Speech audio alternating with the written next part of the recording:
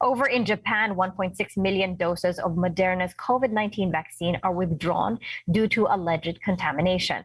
According to Japan's media, several vaccination sites reported that some vials contained foreign matter. Moderna says that they are now investigating these reports, but they insist that no safety or efficacy issues have been identified so far. In other news, pharmaceutical firm Johnson & Johnson says that a second dose of their COVID-19 vaccine will boost a person's immunity. The company says that in 2 clinical studies, the additional shots triggered a 9-fold increase in a person's antibodies against the coronavirus. This comes after the U.S. Centers for Disease Control and Prevention announced that the effectiveness of all the COVID-19 vaccines dropped after the Delta variant became the dominant strain.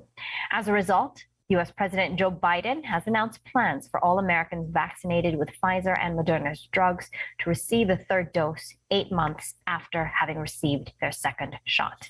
The CDC is anticipating that a second dose of the J&J vaccine will also be required, though they need more data before they can come up with an actual recommendation.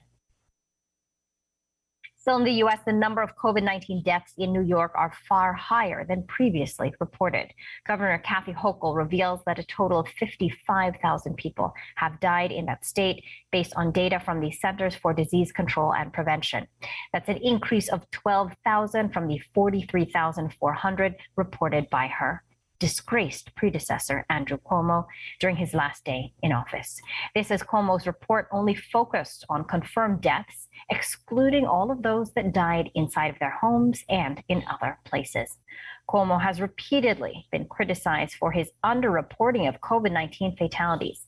Last February, while Cuomo acknowledged that his office should not have withheld data, he fell short of apologizing. New York still has the highest total number of COVID-19 deaths in the United States, behind California and Texas.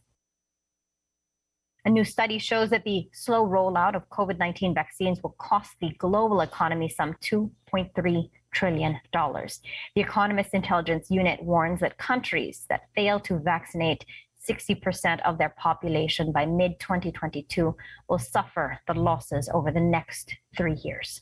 Emerging and developing economies will be the most affected.